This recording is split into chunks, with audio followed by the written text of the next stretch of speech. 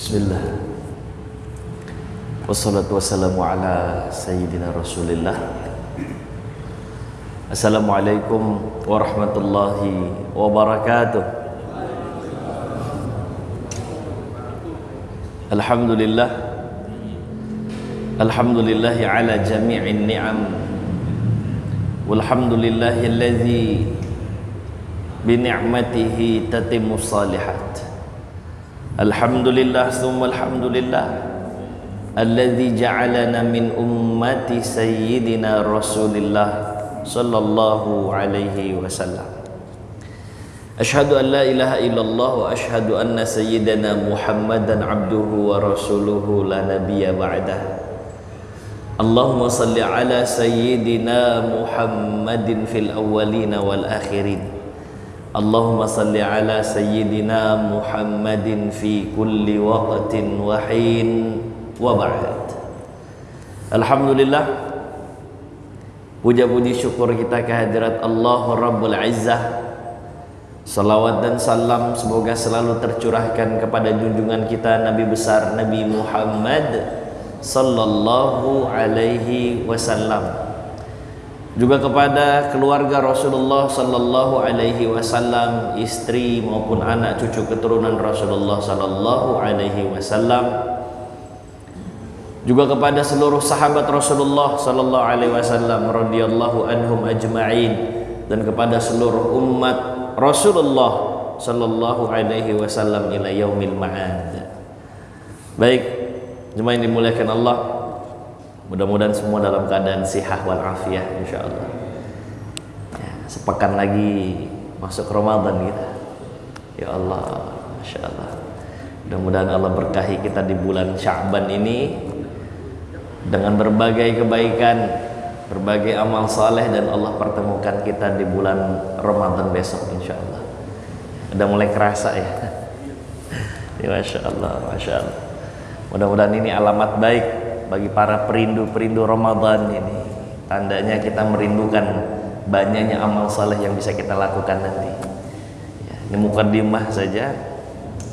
Karena emang hawanya belakangan ini terasa sekali Ramadannya gitu ya Allah. Mudah-mudahan ya, harapan kita Allah kasih kita kesempatan bertemu dengan Ramadan ini. Mudah-mudahan. Kalau Rasulullah sallallahu alaihi wasallam itu begitu masuk awal Ramadan, beliau berbicara kepada para sahabat-sahabatnya itu, ja'akum syahrul Ramadan syahrun mubarak gitu. Nih udah datang nih bulan Ramadan, kata Rasulullah, bulan yang penuh dengan keberkahan. Jadi excited Rasulullah itu ya. Hadis yang kemudian lanjutannya adalah, lihat bagaimana Allah membuka pintu surga, pintu neraka Allah tutup gitu ya. Terus syaitan dibelenggu. Itu ungkapan apa? Semacam semangatnya Rasulullah ya, dengan bulan Ramadan itu. Tapi ada kalimat terakhir itu yang mungkin jadi bahan renungan kita bersama. Siapa yang diharamkan dari kebaikannya, ya berarti dia kehilangan kesempatan dengan kebaikan. Waman harrama khairuha faqad hurim. Artinya kalau Ramadan aja dia nggak bisa dapetin kebaikan, mau yang kayak gimana lagi yang Allah tawarkan supaya kemudian kita bisa termotivasi dengan kebaikan. Jadi ala kulli hal, mudah-mudahan kita bisa mempersiapkan sebaik mungkin. Allah subhanahu wa ta'ala berkenan untuk membuka hati kita merasakan keagungan Ramadan begitu ya, karena banyak ya orang-orang yang nggak terkoneksi dengan keagungan Ramadan itu banyak. Siapa mereka? Di antaranya orang-orang yang terhijab hatinya karena maksiat-maksiat yang dia lakukan. Ya. Ramadan ini kan bulan mulia ya, tamu nih. Maka sudah selayaknya kalau kita mau kedatangan tamu itu ya kita siap-siap. Maka kita bisa ngecek sejauh mana Ramadan itu berarti dan agung bagi kita. Dilihatnya dari mana? Dilihat dari sejauh mana persiapan kita berjumpa dengan Ramadan. Logikanya begini Bapak Ibu. Kalau kita mau kedatangan tamu, orang yang biasa ketemu sama kita di telepon. Assalamualaikum, salam. Helmi numpang mampir ya. Oh iya boleh silakan ke rumah gitu. Nampaknya kita ada dalam satu frekuensi, Pak. Kalau orangnya biasa ya, hubungannya juga ya standar aja, dia mau mampir silakan mampir, tapi nggak ada persiapan khusus gitu, ya nggak? Tapi kalau kemudian ada keluarga kita jauh, udah lama nggak ketemu, di kampung, telepon, assalamualaikum, waalaikumsalam, nak, bibi misalnya, bibi mau ke Jakarta, insya Allah kangen sama keluarga, ayo ditunggu di rumah, mulai itu persiapan tuh. Karena kita tahu yang datang adalah tamu spesial gitu. Atau teman lama yang udah lama nggak ketemu, tahu-tahu terkoneksi, terhubung gitu, wah semangat itu ya, mau menyambut. Apalagi kalau yang mau datang misalkan ulama-ulama, guru-guru kita lah misalnya, saya mau mampir nih ke rumah, wah itu heboh tuh rumah tuh, siapin semua yang bisa disiapin. Jadi agung atau tidaknya bisa terlihat dari sejauh mana kita mempersiapkan diri untuk menyambut sang tamu ini gitu. Usikum wa iyaya nafsi bitaqwallah. Yang saat ini masih biasa-biasa saja, coba kita sama-sama evaluasi, Pak, introspeksi. Apa pasalnya para orang-orang saleh, para tabi'in, para sahabat, orang yang sezaman dengan Rasulullah itu semua bergembira dengan Ramadan. Mereka akan all out dengan Ramadan. Kalau mereka bisa merasakan keagungan itu, terus kita ngerasa biasa saja, tandanya ada di antara kita atau para sahabat itu yang salah gitu. Jadi ibaratnya ada makanan nih, terus kita bilang, ih makanannya nggak ada rasa. Yang satu lagi bilang, enggak kok makanannya enak. Salah satunya pasti ada yang salah. Sementara orang-orang saleh bin aulia is-salihin itu semua bergembira menikmati datangnya Ramadan. Kalau kita nggak menikmati, nggak mengagungkan, nampaknya lah kita lah yang salah gitu. Waktu lagi musim pandemi itu, saya pernah kena tuh Pak, anosmia tuh yang nggak bisa ngerasain itu. Awalnya datang makanan sop atau soto begitu, kita makan, orang kayak begini makin lama makin nggak berasa aja nih, kata kita, makin nggak berasa bumbunya. Sementara yang lain enggak kok, enak gitu, enak kok. Tapi kan kita yang ngerasain kan, rasanya hambar, nggak ada rasa, cuman kayak minum kuah saja begitu yang panas. Padahal yang lain bisa menikmati itu. Kalau udah kayak begitu, saya berasumsi ini rasanya hambar, sementara yang lain mengatakan enggak kok enak, pasti ada satu yang salah gitu. Saya yang salah, dan sedang ada penyakit saat itu. Nah boleh jadi, ini boleh jadi. Ya, mudah-mudahan kita yang belum ada setruman ini bisa mengevaluasi diri.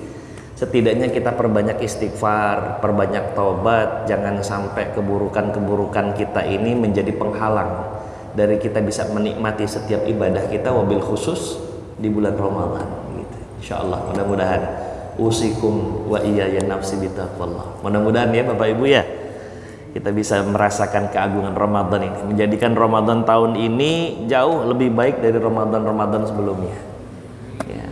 Apalagi kalau kata Rasulullah, kalau sholat ya, ini Rasulullah nyontohinnya sholat, salli salata muwaddi'in, sholatnya anggap itu sholat terakhir. Bener juga sih ya. Kita nggak pernah tahu, jangan-jangan Ramadan ini Ramadan terakhir kalau emang Allah pertemukan. Tahun 2021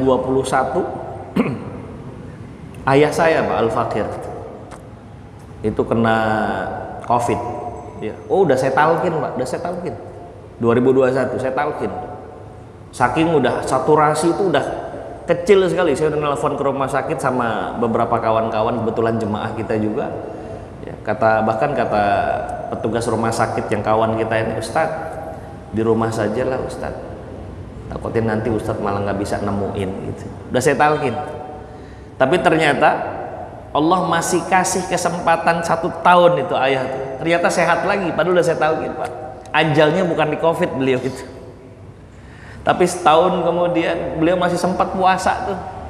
Tahun 2022 masih sempat puasa dan full puasanya. Di umur ayah yang hampir 80 tahun. Full puasanya. Ya. Tahu-tahu sakit perut, ya malam Jumat, hari Jumat Allah wafatkan beliau. Gitu.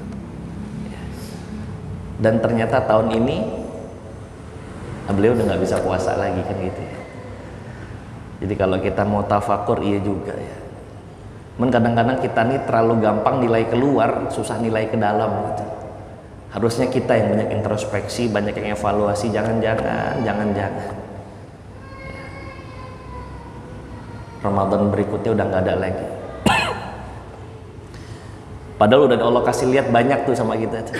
Banyak sekali fenomena-fenomena, kita ikut sholat mayit, kita juga mensalatkan memulasarakan jenazah, kita juga dengar di toa-toa masjid inna lillahi wa inna ilaihi raji'un. Ya tapi itu sering banyaknya kita nggak ngerasa bahwa itu peringatan buat kita. Maka kata Imam Hasan Al-Basri, ma ra'aitul haqqa ashbaha bil batil illa al-maut. Saya nggak melihat orang-orang kebanyakan termasuk saya nih menilai sesuatu yang hak tapi dianggap batil. Suatu yang udah jelas-jelas akan datang kepada dirinya tapi dia ngerasa kayaknya nggak datang deh gitu. Kecuali itu adalah kematian. Begitulah kita. An-nasu niyam, manusia ini kan banyak tidurnya. Wa idza matu intabahu. Allahumma shalli ala sayyidina Muhammad. Begitu udah masuk fase sakaratul maut baru dia sadar. Begitu sudah mati baru dia menjanjikan banyak sekali kepada Allah Subhanahu wa taala. Ya Allah, kembalikan ke dunia. Itu kan banyak tuh ayatnya, Pak. Lebih lah itu mungkin dari 5 sampai 6 ayat tuh. Ya Allah, kembalikan ke dunia ya Allah, itulah. Ya, tapi kan udah nggak tepat waktunya, udah nggak bisa lagi gitu. An-nasu niyam wa idza matu intabahu. Kita ini banyak tidur. Begitu nanti sudah waktunya kita ini selesai di dunia ini baru kita sadar gitu. Ya Allah, mudah-mudahan Allah kasih kita kebaikan-kebaikan dunia dan akhirat. Maka jangan putus untuk doa. Rabbana atina fid dunya hasanah wa fil akhirati hasanah wa qina azabannar. Gitu. Baik, ala kulli hal alhamdulillah. Udah kebawa nih suasana Ramadan soalnya. Ya, sama-sama tawassaw bil haq wa tawassaw bis sabr. Baik. Mungkin nanti ketika Ramadan kita tawakuf dulu ya untuk membahas kajian ba'da maghrib ya, karena waktunya waktu tarawih begitu ya, setelah maghrib sempit ya. Maka hari ini sebelum nanti mungkin kita akan terpisahkan dari fiqh sirah an-nabawiyah selama 1 bulan ya, saya ingin merekap secara singkat ya, bil ikhtisar fiqh sirah an-nabawiyah untuk kita dapat gambaran lagi perjalanan hidup Rasulullah sallallahu alaihi wasallam begitu. Baik. Sebelum Rasulullah sallallahu alaihi wasallam diangkat menjadi seorang nabi, Rasulullah tuh banyak tafakur gitu ya. Rasulullah banyak berpikir sampai kemudian pada saatnya Allah mengarahkan kaki Rasulullah sallallahu alaihi wasallam untuk bertahanus di sebuah gua namanya Gua Hira. Ke Gua Hira itu bukan kali pertama tapi sudah berkali-kali. Barulah tiba saatnya saat umur Rasulullah sallallahu alaihi wasallam 40 tahun Jibril datang ya kepada Rasulullah sallallahu alaihi wasallam atas perintah Allah. Itulah wahyu pertama. Ya, ditandai dengan surah Al-Alaq yang diturunkan kepada Rasulullah sallallahu alaihi wasallam. 1 tahun, 2 tahun, 3 tahun Rasulullah mengemban amanah kenabian. Rasulullah pun masih diminta untuk mendakwahkan, mensyiarkan agama Allah kepada orang-orang tertentu saja yang sekiranya mau menerima agama Allah Subhanahu wa taala. Ya. Tidak secara terbuka begitu. Maka masuklah ke dalam agama Islam as-sabiqunal awwalun, Abu Bakar As-Siddiq radhiyallahu taala anhu warda, Ali bin Abi Thalib radhiyallahu taala anhu, terus kemudian Utsman bin Affan radhiyallahu taala anhu, Talhah Ibnu Ubaidillah, Zubair bin Awam, dan beberapa sahabat-sahabat yang lain. Tapi tidak banyak, hanya segelintir saja. Ini disebut as-sabiqunal awwalun, orang-orang pilihan betul, ya, yang memang mau all out, ya, menerima agama Allah, tidak setengah-setengah begitu. Ya. Baik, singkat cerita, setahun, 2 tahun, 3 tahun barulah turun perintah Allah Subhanahu wa taala meminta Rasulullah Shallallahu alaihi wasallam untuk mulai dakwah secara terang-terangan gitu, terbuka. Disitulah Rasulullah Shallallahu alaihi wasallam mulai meminta keluarga besarnya masuk ke dalam Islam. Terus setiap ada orang-orang yang datang hajian, ya, kita udah pernah kisahkan ini ya, bahwa setiap musim haji memang orang-orang datang itu ke Mekah, ya, datang ke Mekah. Mereka juga tawaf, tapi tata caranya sudah berubah. Mereka bawa berhala-berhala mereka bawa tuh sesembahan-sesembahan mereka gitu. Salah caranya, ya. Karena kekosongan masa kenabian itu, ya. Disitulah Rasulullah ngajak tuh setiap orang yang lagi datang ke Mekah itu musim haji, ya. Nah konsekuensinya begitu sudah mulai dakwahnya terbuka, disorot sama banyak orang, maka pembenci-pembenci pun mulai hadir gitu. Pembenci-pembenci pun mulai terlihat sudah. Makin banyak yang membenci dakwah Rasulullah Sallallahu Alaihi Wasallam. Tahun ketiga, maka mulai ada gangguan-gangguan itu, gangguan mental, gangguan fisik. Pembenci-pembenci Rasulullah makin menampakkan itu. Mereka berusaha secara preventif untuk menangkal jangan sampai apa yang disampaikan Muhammad ini makin besar gitu. Maka diganggu, ya. Mulai dari gangguan mental, ya, sampai ke gangguan fisik, ya, walaupun mereka nggak sampai berani untuk membunuh Muhammad Sallallahu Alaihi Wasallam. Berbagai cara itu sudah, ya. Ada yang mau nuker anaknya sama Rasulullah, tukeran aja lah, nih anak saya udah ganteng, nasabnya jelas, buat kamu pelihara nih wahai apa namanya, Abu Talib, ya, karena Rasulullah itu kan dekat sama pamannya Abu Talib, ya. Udah tukeran aja lah, tapi kasih Muhammad biar kita eksekusi.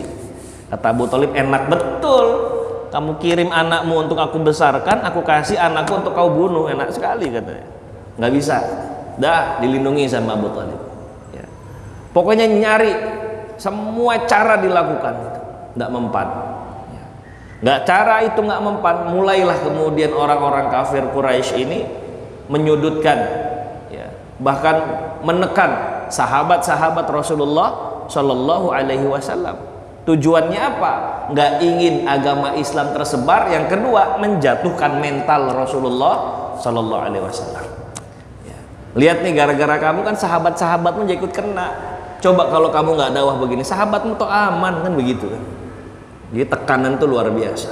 Tahun kelima ba'da bi'atsah, tahun kelima setelah kenabian Rasulullah Shallallahu Alaihi Wasallam, Rasulullah ngerasa kayaknya agak susah nih untuk melindungi para sahabat di tengah keterbatasan Rasulullah Sallallahu Alaihi Wasallam.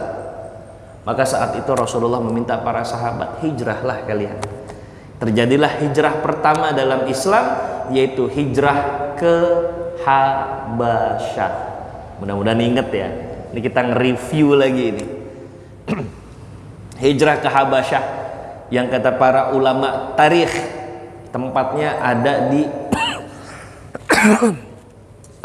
Ethiopia, ya, Ethiopia.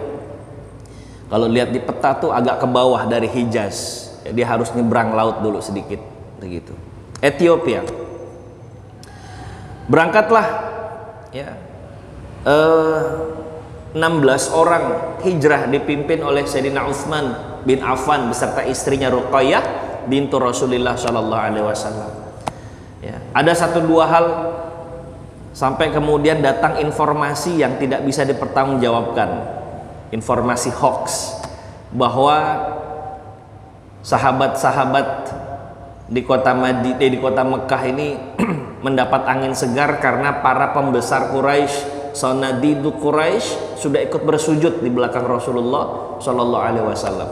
Jadi yang 16 orang itu sebagian pulang, ya, tapi kemakan berita hoax. Ternyata keadaan di lapangannya nggak demikian, ya. Nah, ini hati-hati sama berita-berita ini, ya. Dipastikan dulu beritanya sahih, beritanya benar, baru bolehlah share. Itu pun nggak boleh langsung asal share. Lihat dulu ada maslahat apa banyak mudaratnya. Ya. Karena itu informasi yang beredar ke orang-orang di Habasyah itu, orang-orang di Mekah, para pembesar Quraisy udah ikut sujud di belakang Rasulullah gitu. Ya. Nyatanya kan beritanya nggak seperti itu, kejadiannya nggak seperti pemberitaannya gitu. Nah, ini hati-hati. Apalagi nanti musim 2024 nih, hati-hati sama informasi.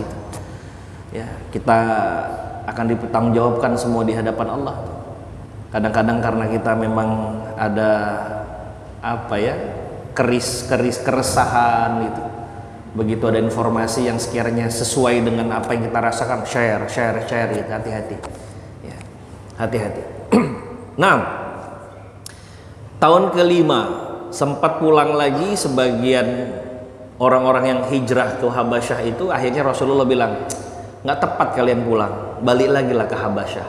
Justru nggak hanya 16 tapi kurang lebih 83 sahabat Rasulullah Sallallahu Alaihi Wasallam, ya, rijalan wa nisaan, laki-laki dan perempuan itu hijrah ke Habasyah, balik lagi. Ya. Kemudian setelah itu ini kisah yang sebenarnya panjang juga ya, karena orang-orang Quraisy mengutus Amr bin As untuk mengadakan lobi-lobi supaya orang-orang yang ke Habasyah itu dipulangin lagi, ya, dipulangin lagi ke Makkah. Tapi nyatanya Raja Habasyah dengan keadilannya tidak membiarkan kezaliman itu terjadi. Ya. Nanti ada kisah sama Ja'far bin Abi Thalib seperti yang sudah kita kisahkan itu. Baik, itu tahun keberapa? Tahun kelima, kurang lebih. Merasa usaha orang-orang Quraisy ini nggak banyak berhasil, maka tahun ketujuh para pembesar Quraisy bersepakat, kalau gitu kita asingkan saja Muhammad dan orang-orang yang membela Muhammad, baik membela karena masalah ikatan agama ataupun membela karena masalah ikatan keluarga, kita asingkan saja. Ya, maka diasingkan ke Rasulullah Sallallahu Alaihi Wasallam di Syi'ib Abi Thalib namanya. Di sebuah tempat namanya Syi'ib Abi Thalib, diasingkan tahun ke-7. Ya. Itu berlaku sampai 3 tahun. Tahun 7, ya, tahun 8, tahun 9 sampai ke tahun 10 lah itu. Diasingkan betul. Tidak diperkenankan untuk bersosialisasi dengan orang-orang di luar mereka. Nggak boleh ada perdagangan, nggak boleh ada pernikahan. Pokoknya betul-betul diasingkan. Ya. Di lockdown betul. Nggak bisa itu kayak kita mah di lockdown masih bisa Pak, mampir ke minimarket belanja masih enak lah itu ya. Walaupun sebagian tempat kalau di awal-awal tuh banyak diplang-plang itu ya, tapi masih bebas lah itu hitungannya ya. Sementara di zaman Rasulullah SAW betul-betul nggak bisa keluar, maksa keluar ya nyawa ancamannya, terasingkanlah itu. Tahun ke-10 dengan izin Allah Subhanahu wa Ta'ala, Allah cukup menggerakkan musuh-musuhnya untuk merasa iba, untuk merasa bahwa yang mereka lakukan ini nggak adil terhadap Rasulullah Muhammad SAW dan orang-orang yang membelanya. Tapi setelah 3 tahun, ya. Jadi ujian datang silih berganti, tapi Allah memperlihatkan habis ujian pasti ada jalan keluarnya. Ujian lagi ada jalan keluarnya. Dari mana saja, ya. Yang kadang-kadang justru nggak pernah diperhitungkan sebelumnya. Apakah Rasulullah bebas karena pemberontakan orang-orang yang ngerasa dikungkung di pengasingan itu? Enggak. Tapi justru Allah cukup saja buat iba musuh-musuh pembesar Quraisy. Oh iya, ternyata kita nggak adil sama Muhammad ini. Akhirnya dengan begitu saja mereka lepaskan Rasulullah Shallallahu Alaihi Wasallam dari pengasingan selama 3 tahun itu. Ya. Itu udah skenario Allah sudah. Rasulullah hanya bersabar, ikhtiar sebisa mungkin. Ya. Uangnya Sayyidah Khadijah habis saat itu, hartanya tuh kosong melompong sudah, padahal Sayyidah Khadijah kayaknya setengah mati saat itu untuk mengcover orang-orang itu, Pak. Ya. Ya Allah, tahun ke-7 sampai tahun ke-10. Namun setelah itu, ya, tahun ke-10 pamanda Rasulullah Shallallahu Alaihi Wasallam Abu Thalib memang udah nggak sehat semenjak diasingkan itu. Keterusan lah sakitnya.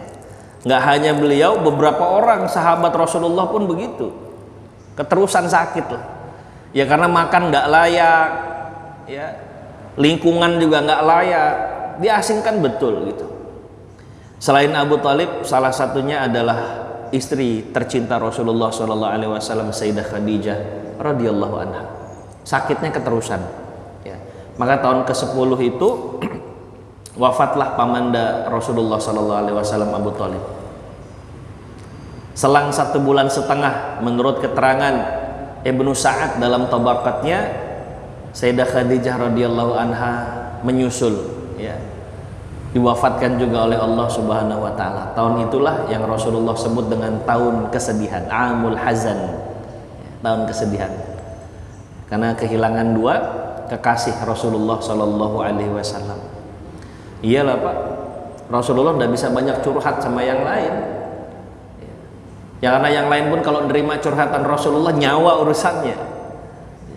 Maka yang paling banyak tempat Rasulullah Sallallahu Alaihi Wasallam ini menceritakan kegundahan hatinya, beratnya apa yang beliau jalani selama ini, ya kepada 2 orang itu. Abu Talib pamanda Rasulullah Sallallahu Alaihi Wasallam, juga Sayyidah Khadijah radhiyallahu anha. Tiba-tiba harus kehilangan sekaligus di waktu yang berdekatan. Ya, sedihlah Rasulullah. Tapi kata Syekh Muhammad Sa'id Ramadan Al-Buti, justru bukan karena kehilangan itu, kehilangan 2 orang terkasihnya menjadi satu-satunya sebab tahun itu disebut dengan tahun kesedihan, bukan itu. Tapi lebih kepada karena Rasulullah SAW melihat kok kecil sekali peluang untuk menyebarkan dakwah Allah Subhanahu wa taala. Saat masih ada Abu Talib ada di garda terdepan. Orang-orang mau menyakiti Rasulullah SAW, iya, tapi mereka nggak mampu untuk membunuh Rasulullah SAW karena mereka masih memperhitungkan keberadaan Abu Talib. Ya. Abu Talib ini kan pewaris juga dari Abdul Muttalib. Abdul Muttalib adalah orang yang diagungkan di kalangan orang Quraisy. Apa pasal? Karena Abdul Muttalib, kakeknya Rasulullah, inilah yang menemukan air Zam-Zam setelah tertimbun sekian lama itu. Jadi dianggap penyelamat lah. Nah, Abu Talib mewarisi itu dari Abdul Muttalib. Jadi orang-orang masih sungkan lah, gitu, masih segan, ya, masih sungkan kepada Abu Talib. Wafat. Sayyidah Khadijah juga begitu. Hampir itu orang-orang se-Mekkah itu ya pernah mendapatkan ihsan, kebaikan dari Khadijah radhiyallahu anha. Maka kalau mereka mau macam-macam sama Rasulullah masih mandang Sayyidah Khadijah. Sekarang 2 orang itu wafat di waktu yang berdekatan. Maka Rasulullah merasa kok kecil sekali kemungkinan saya untuk mensyiarkan agama Allah, terlebih setelah kehilangan 2 orang terkasihnya ini. Ini yang membuat Rasulullah ikhtiar nanti hijrah kedua terjadi, hijrah ke Taif. Rasulullah SAW mungkin punya perhitungan, Taif ini ya daerahnya tinggi, ya mungkin orang-orangnya lebih adem, nggak kayak di Mekah yang lembah ini. Orangnya kasar-kasar, terus susah menerima kebenaran lah begitu. Ya. Berangkatlah Rasulullah dengan penuh harap akan ada yang menggantikan backupnya dakwah Rasulullah SAW. Jadi udah nggak ada orang, Rasul berharap betul. Ya, maka terjadilah hijrah yang kedua ke kota Taif. Sampai di Taif berhari-hari Rasulullah mengajak pembesar-pembesar Taif. Tapi apa yang terjadi? Ternyata dakwah Rasulullah SAW ditolak. Diusirnya Rasulullah SAW dengan hinaan yang amat sangat luar biasa. Sedihlah Rasulullah SAW. Ini yang membuat Rasulullah sedih itu ya, kata Syekh Muhammad Sa'id Ramadan Al-Buti, ya karena ini. Berharap betul, berharap sejadi-jadinya itu. Kita kan gitu ya Pak, lagi butuh duit nih, lagi pas nggak punya duit, butuhnya nggak banyak, mungkin 50.000, 100.000, tapi lagi butuh betul. Begitu kita udah punya bayangan, oh datanglah ke Bapak Fulan, kayaknya bisa bantu tuh. Dengan husnuzon kita datang, Pak, mohon maaf, saya lagi mau minjem duit, nggak banyak Pak, cuma 50.000, 100.000 saja. Tapi kemudian orang yang kita minta itu membentak dengan kasar dan menghina-hina kita. Ya. Itu sedang dalam keadaan butuh-butuhnya. Jadi ini pelajaran juga ya dari Rasulullah SAW. Ketika kita terlalu berharap kepada manusia, maka pada saat itu boleh jadi kita sedang merencanakan kekecewaan kita, Pak. Berharap hanya kepada Allah Subhanahu wa ta'ala. Apakah Rasulullah tidak berharap kepada Allah? Jelas berharap kepada Allah. Tapi kejadian-kejadian 24 jamnya Rasulullah itu adalah pelajaran untuk orang-orang setelahnya. Maka Allah titipkan tuh kisah-kisah yang kayak begitu untuk menjadi iktibar, pembelajaran buat kita. Ya. Nah, terlalu berharap pada manusia, kekecewaan yang kita sengajakan itu salah satunya. Baik, Rasulullah Shallallahu Alaihi Wasallam terusir dari kota Taif dalam keadaan berdarah-darah itu. Ya. Tapi begitulah Rasulullah Shallallahu Alaihi Wasallam berdoa kepada Allah dengan doa masyhurnya itu, ya Allah, setelah ini mau dikemanakan ya Allah, aku nggak peduli mau ditaruh di mana juga, yang jelas selama engkau dekat dengan aku cukup sudah ya Allah. Ini salah satu bentuk mahabbah, kecintaan Rasulullah Shallallahu Alaihi Wasallam kepada Allah Subhanahu Wa Taala, yang kalau kita bisa ikuti jejak langkah Rasulullah ini udah dahsyat betul, Pak. In lam takun alayya ghadabun, in lam yakun bika alayya ghadabun fala ubali, kata Rasulullah. Ya Allah, terserah deh abis ini aku mau kemana lagi ya Allah. Aku udah usaha tapi orang-orangnya nggak mau nerima aku. Aku akan ikuti apa yang kau inginkan dari langkahku ya Allah.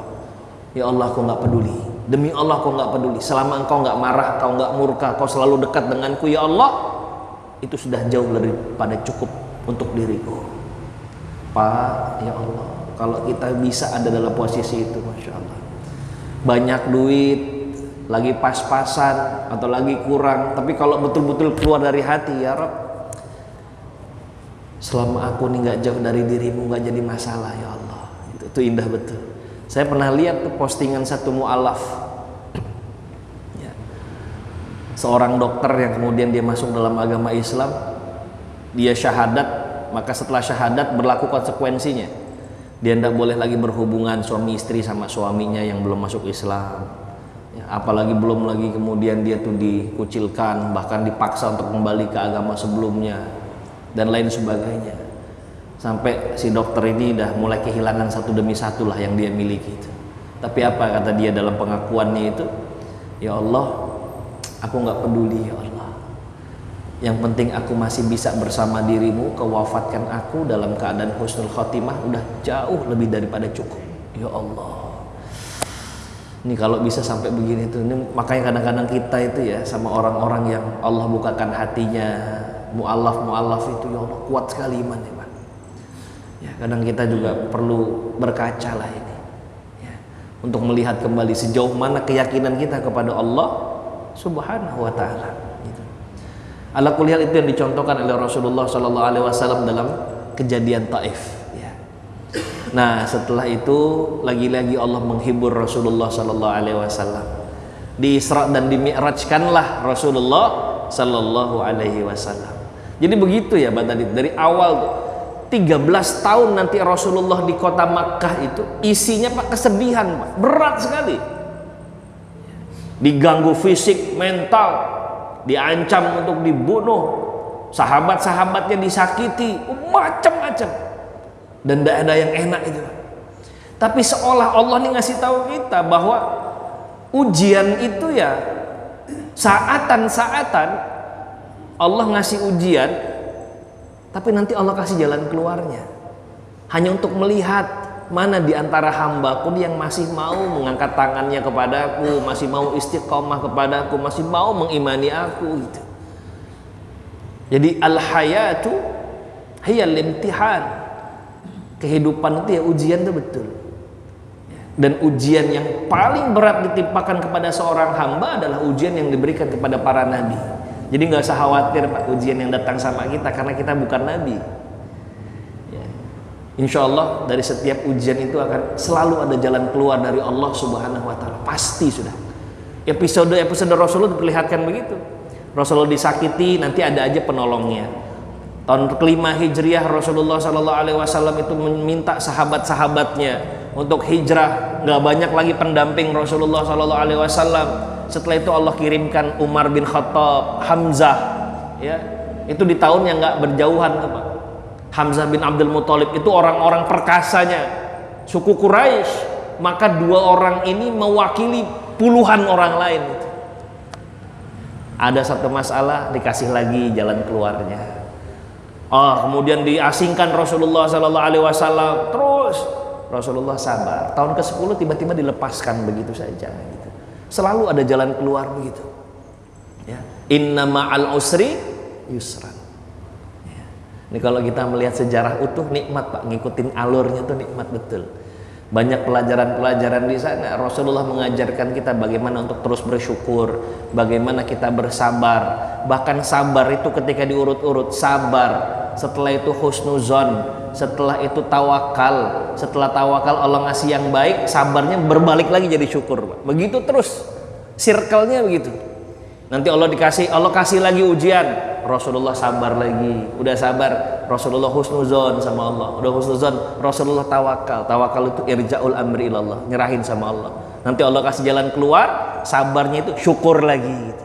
Begitulah seterusnya hidup kita. Maka kata Rasulullah sallallahu alaihi wasallam, ajaban li amril mu'mini innal amra kullahu khair. Dahsyatnya orang-orang beriman itu, setiap hidupnya itu adalah kebaikan kalau dia mau memegang dua hal. Kalau dikasih nikmat dia bersyukur, dikasih ujian dia bersabar. Tuh cukup sudah. Ya. Jadi la haula wala quwata illa billah.